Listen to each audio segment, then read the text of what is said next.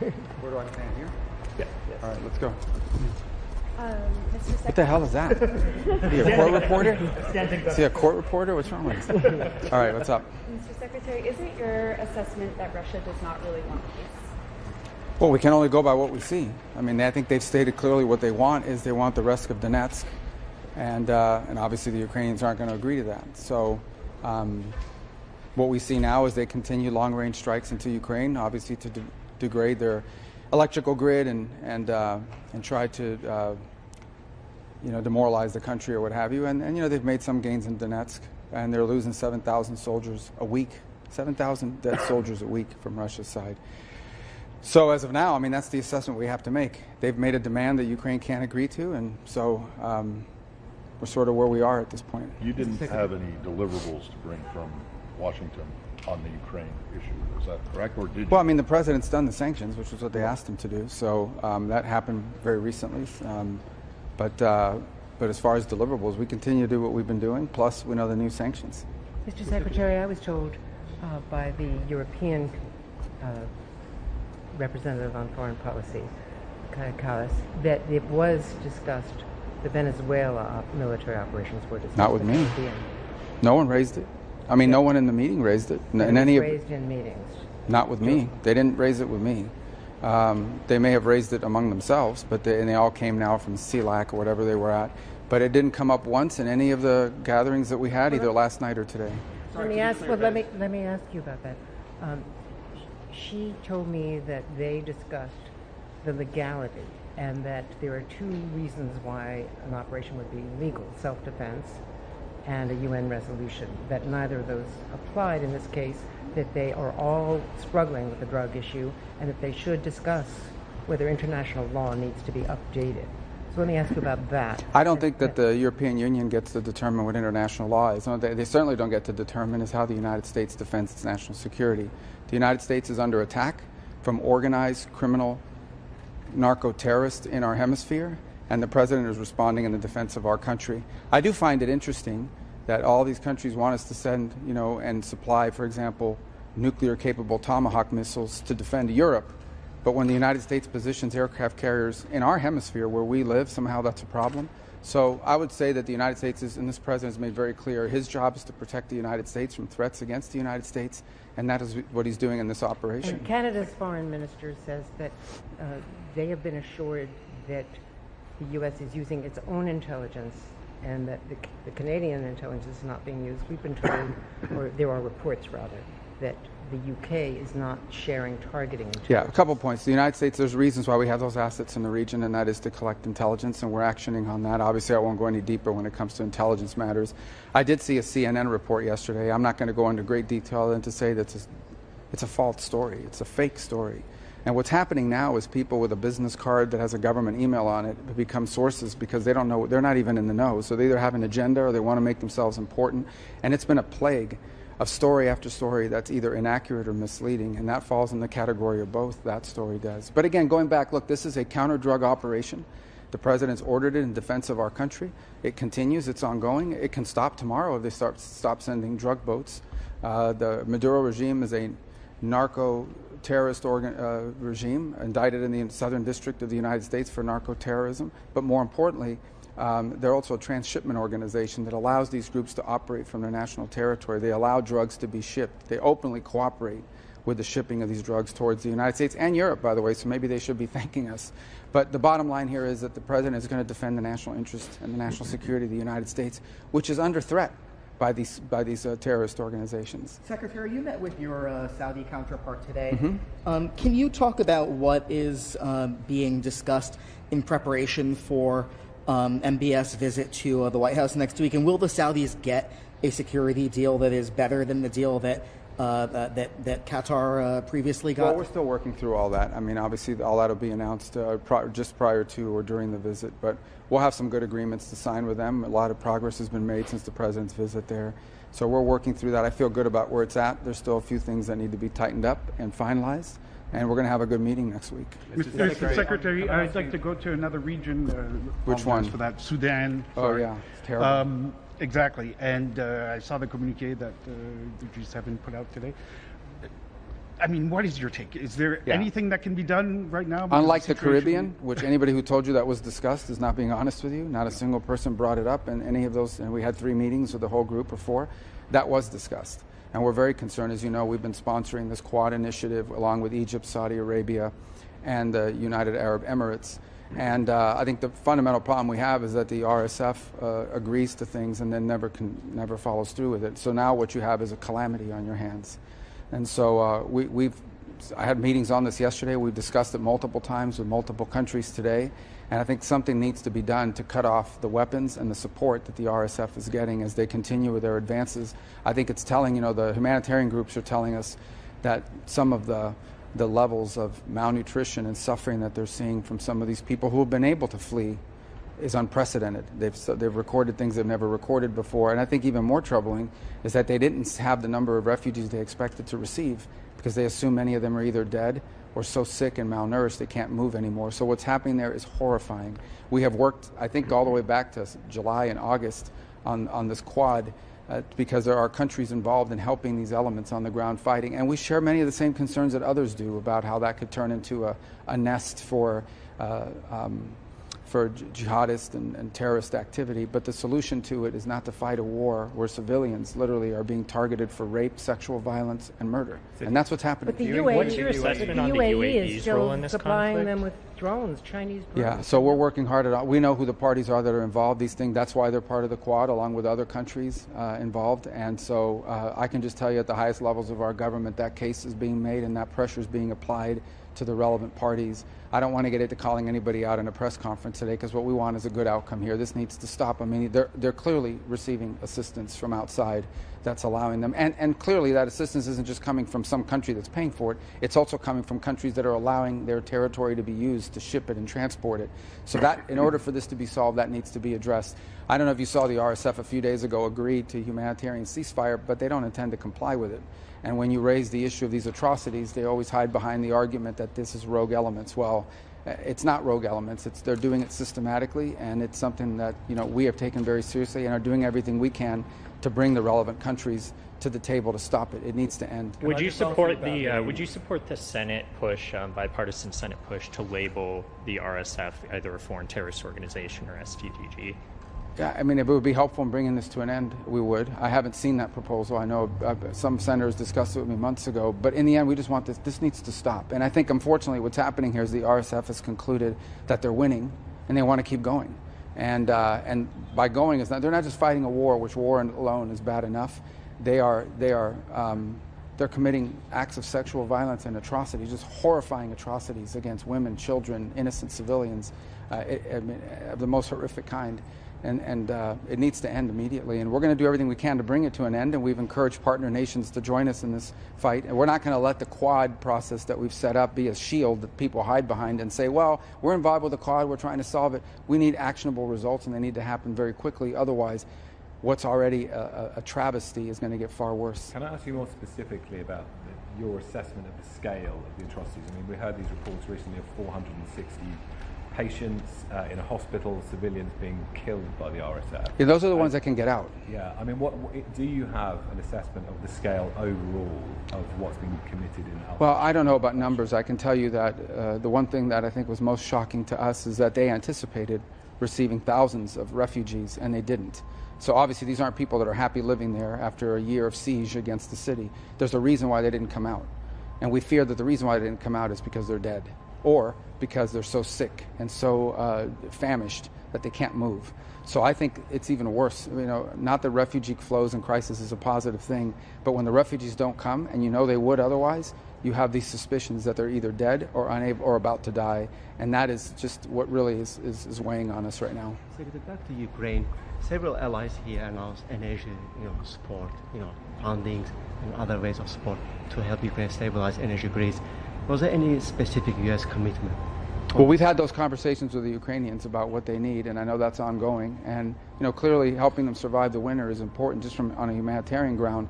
The challenge is that Ukraine's energy grid has been diminished each year. So each year they start at a lower baseline than the year before. Now I think in Kyiv, for example, upwards of 50 to 60% of the day is spent without electrical power. And they've done a tremendous job of sort of rerouting their grid and trying to work around it. But that also means there are hours of the day where you can't, there's no water, there's no electricity. You have to schedule business and life activities around that. And that's clearly part of Russia's strategy, is to try to collapse morale within Ukraine and the will to fight. So, you know, that's why we've been in discussions with them about defensive weapons to be able to protect their grid.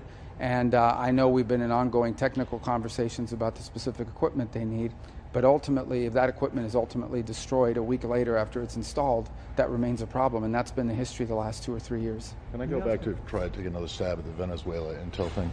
And I'll try to keep this from being a hypothetical. Do you think that the United States, needs anyone else's help on intel to continue to do what you're doing? Well, I'll say this to you. Again, when I talk about intel matters, I just don't comment on them broadly. Suffice it to say that there's a reason why we have assets in the region. Those assets do, among other things, collect intelligence. We're very confident in the intelligence we have, and nothing has happened. Nothing has happened in this entire process that has impeded our ability to identify drug boats and strike them. Without getting into details on the you mentioned that. Without getting into details, you'd like details. Okay, go ahead. You mentioned the story the other day is fake news. It's fake news. Sorry. Has there been no change then in UK sharing of intelligence? We have very strong partnerships with the UK and other countries. Again, nothing has changed or happened that has impeded in any way our ability to do what we're doing, nor are we asking anyone to help us with what we're doing in any realm, and that includes military. Has the Do you think UK the expressed Coast Guard- concern over U.S. strikes in the Caribbean? Is what now? Has the UK expressed concern to the U.S. over I've not strikes? discussed that with them. They've not discussed it with me. Maybe they've expressed it to the media, but they haven't with me directly.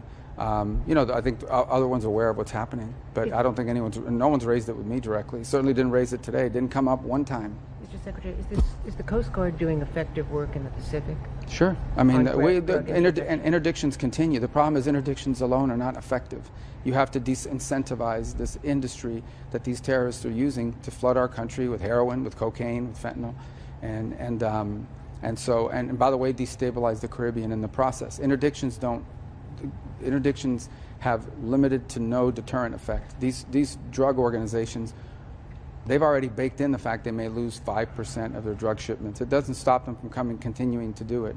What you have seen is an impact on drug boats. You have seen much less of them. You're starting to see it. It's in both the Pacific and in the Caribbean basin, especially in the Caribbean. Any response to Venezuela's government saying that it's doing a massive military mobilization in response to what they call a threat from the United States? Yeah, they don't have a government. There's an illegitimate regime that's basically a narco-trafficking organization that's empowered itself. By the way, many of the countries represented here at the G7 don't recognize the Maduro regime as a legitimate government. So I don't generally respond to what they're saying. Suffice it to say that the problem we have is that the senior leader of that regime, of that illegitimate regime, is also indicted in the United States in the Southern District of New York on drug charges. And unfortunately, the Biden administration, both of his nephews were convicted of drug trafficking in the United States, and they were sitting in jail serving their federal sentences when the Biden administration pardoned them and released them, along with Maduro's bagman, Alex Saab, who was also in U.S. custody awaiting trial,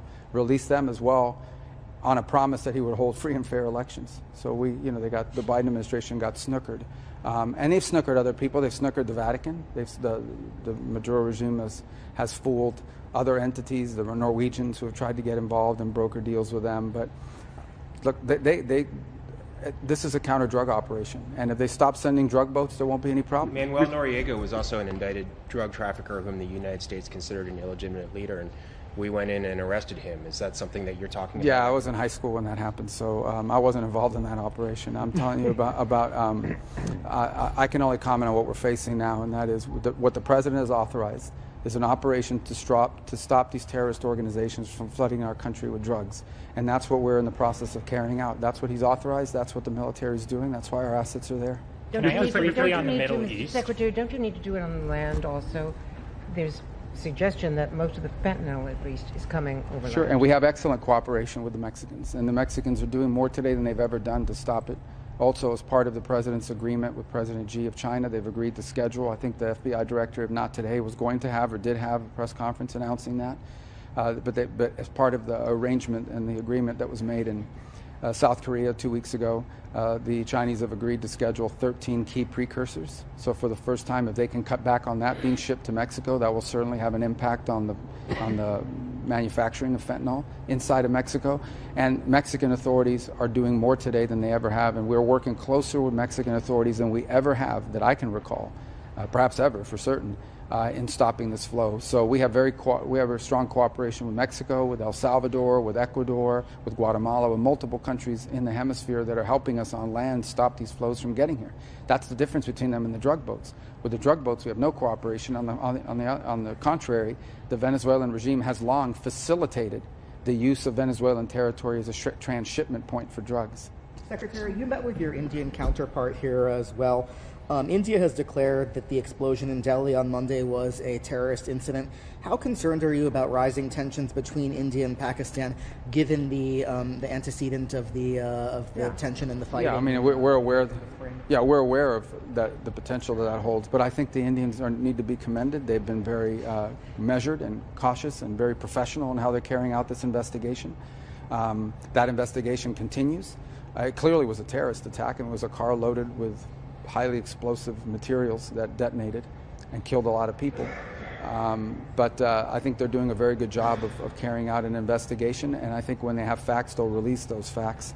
So, but clearly, I mean, we're aware of the potential that it has, and so we spoke about that a little bit today, the potential that it has to become something broader.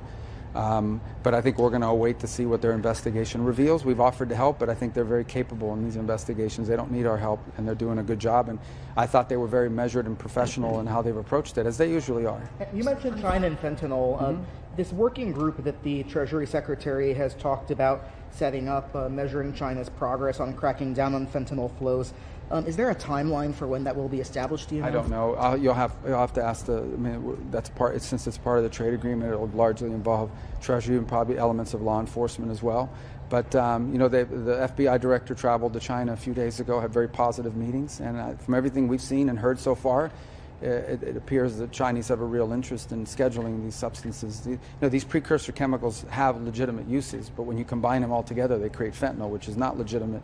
And so everything we've seen from them is that they're serious about doing it, and in return, the president cut in half the fentanyl tariffs. So we expect both sides to comply with their end of the bargain, and so far everything we've seen indicates that they intend to. On the Middle East, can you talk about the Stabilization Force? Is there any further progress on the? We have a new draft, I think, that's being worked on now. We feel optimistic that it's going to happen. It needs to be done the right way, and obviously there's a lot of different countries. You have to balance their interests here and how that's structured, beyond just the security force. So I think we're making good progress on the language of the resolution, and hopefully we'll have action on it very soon. We don't want to lose momentum on this. What should its role be?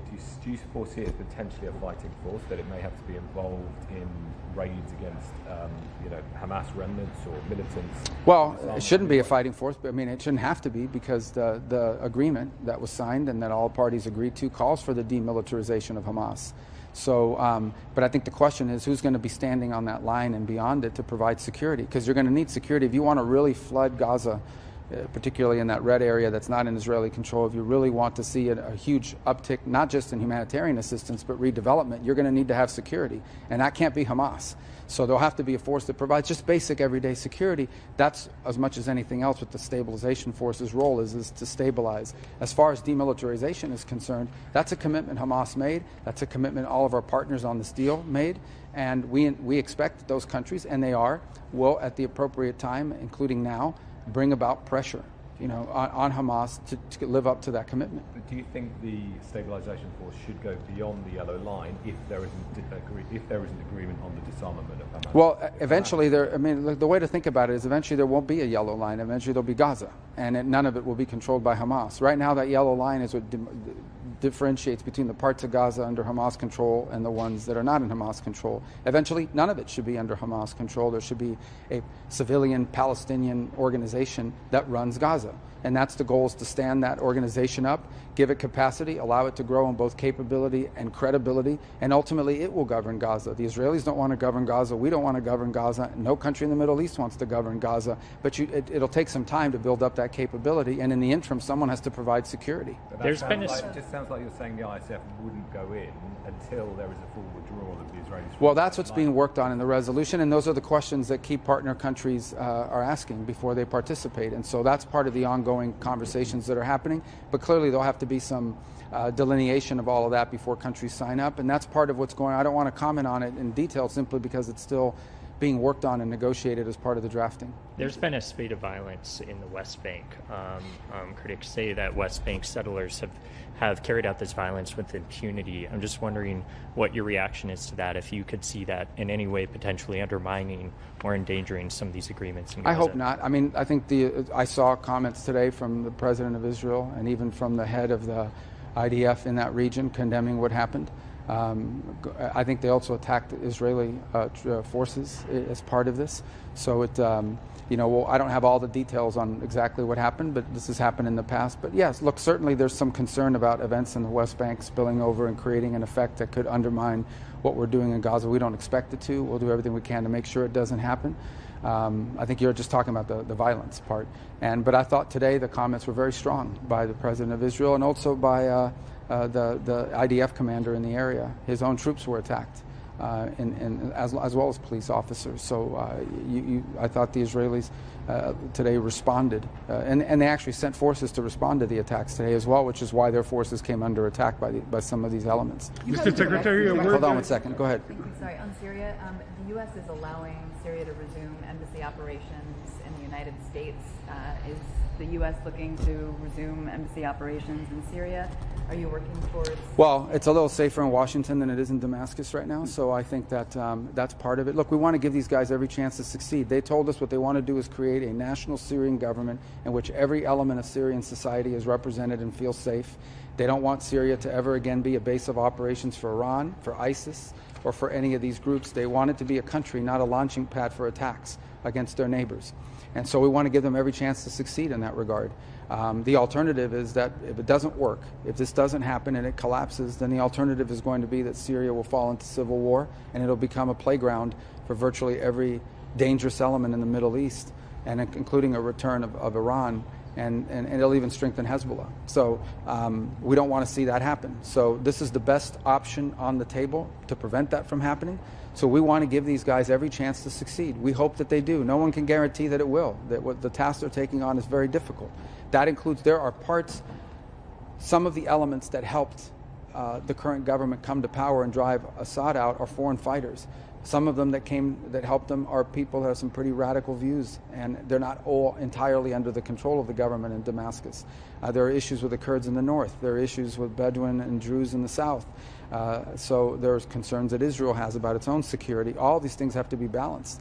So it's a tough task, but I ask everybody the alternative. The alternative, if this fails, let's say that this government project fails either because they make it fail or because they're just not successful, then what you're going to see is Syria fall into total civil war, and it'll just become an ungoverned space and a playground for ISIS, for Hezbollah, for Iran, for Al-Qaeda, for every dangerous element in the region. And we'll have a whole new war on our hands. Mr. Secretary. Go ahead. No, I'm sorry. Thank you, Mr. Secretary. The communique mentions China's nuclear arsenal and concerns about that. Can you describe what conversations were had with other GC members and other representatives in the meetings? And what did you tell them about President Trump's pledge to resume nuclear testing? Well, it didn't. Neither. I mean, the new Trump's pledge to resume testing of our nuclear capabilities, that includes delivery systems, is on par with what other countries around the world are doing. We've got to make sure these things work and that they're safe. In terms of the Chinese nuclear program, that wasn't discussed in any of our meetings. That's something that happened at the staff level, but these are longstanding concerns. I mean, the Chinese are undertaking the most rapid military buildup in human history. So, and part of that is their expansion of their nuclear capabilities. So, obviously, we're keeping an eye on that, and I think everybody's concerned about that. Secretary, on Russia's actions, to what extent did it come up, like to further strengthen? Well, there's not a lot left to sanction from our part. I mean, we hit their major oil companies, which is what everybody's been asking for. Obviously, those have to be implemented, and it'll take some time to begin to feel it. But I mean, I don't know what more there is to do. I mean, we're running out of things to sanction Shadow in that fleet. regard. Well, shadow fleet is an enforcement mechanism, and obviously sanctions have to be enforced. So, we don't put sanctions and then not enforce them. We're interested in enforcing them as well. So, but that's more of an enforcement matter. And shadow fleet has come up because I do think there are things that the Europeans can do on shadow fleet, since a lot of these are happening in areas much closer to them. Mr. Secretary, you was your Mexican counterpart. Yeah.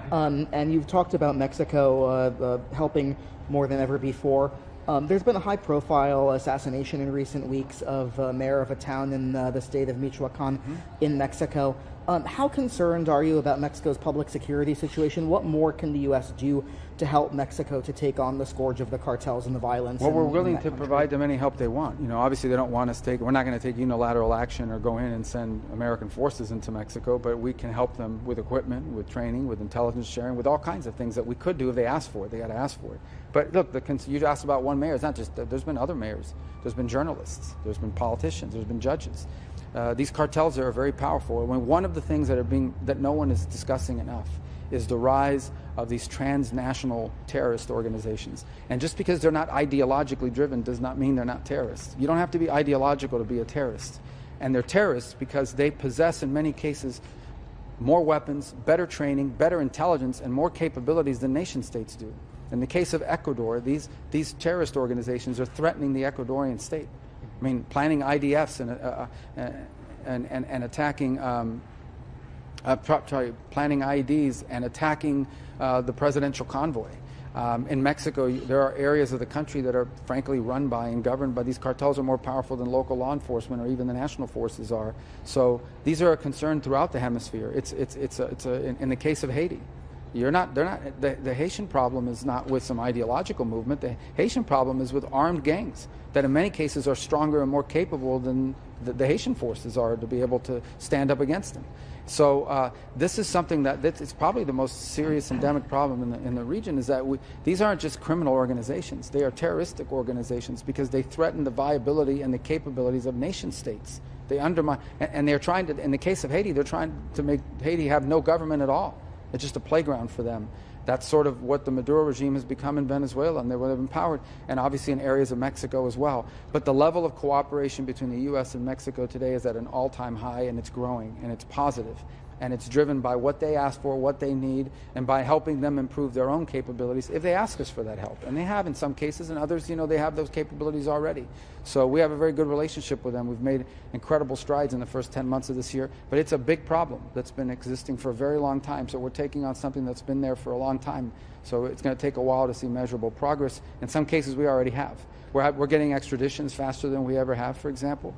Not always, but in many of these cases. So we have no complaints on the level of cooperation we've had from Mexico, and the work we're doing with them is historic right now. Haiti, but there's more to be done. On Haiti, did you get any commitments today at the G7? Well, the Canadians have stepped up already. Force? So we have two challenges in Haiti. The first is we have to finish out the transition period to the gang suppression force. So there's another 3 months early next year that has to be funded. We have agreed to fund the first half of the transition phase, which takes us to the end of this calendar year. And now the money needs to be raised from international partners to fund the second 3 or 4 months transition. Then we need to raise money for the UN office and the gang suppression force, and we have to get countries to volunteer to send forces. We can't just have the Kenyans doing it alone with 2,000 troops. So there's a lot of work to be done. We work on it every single day. We have a whole crew that's working on that every single day. And we're asking for 3 things. Money for the remaining transition phase. We covered half of it. The rest of the world should be able to cover the other half. Second is money for the UN office and the gang suppression force. And third are the forces. Countries make a commitment to bring forces to bear so that they can rise to 5,000 as opposed to 2,000. And we're very grateful to what the Kenyans have done already, so we don't want to see them abandoned. And we welcome them and we encourage them to remain a part of the gang suppression force. Is someone ready to take over for the Kenyans? Well, other countries will join it, is what we hope. It won't just be the Kenyans by themselves. But to lead it? Well, that's what we're working on right now. As you can tell, it's not like it's work to be done there in that regard. And we think there needs to be more hemispheric participation in that regard. It really is something that we'd like to see higher levels of participation from our hemisphere. Now, we welcome other countries as well, but we think it's important that countries in our hemisphere participate in this, since it is a hemispheric challenge. Are there negotiations going on right now in advance of the New START treaty expiring in February? No, there's no active open to go. I mean, there's conversations about potentially speaking to them about that. They've expressed publicly some interest in it. So we're viewing that, and I think that's, we bifurcate that from the whole Ukraine lens or context. So, but look, we have communications with the Russians at levels every day, maybe not at my level, but whether it's our embassy operations issues or things like what you've just asked about with New Start. But I don't have any news on that today. How's your relationship with Lavrov right now? I haven't talked to him in a month, but it's fine. I mean, How look, did the last conversation go? Well, I mean, look, the last conversation, I think, in my view, the way I would characterize it is, I think there was agreement on both sides that the next time our presidents meet, there has to be a concrete result. We have to know going in that we have a real chance to get something positive coming out. And we'd love to see that happen. I mean, we'd love to see this war end. But we can't just continue to have meetings for the sake of meetings.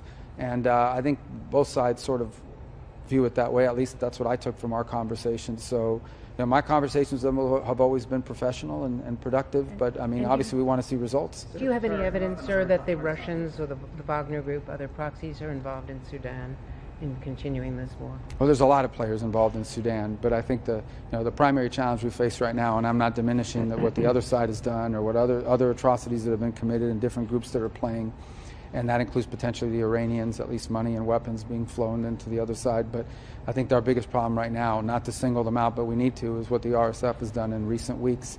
They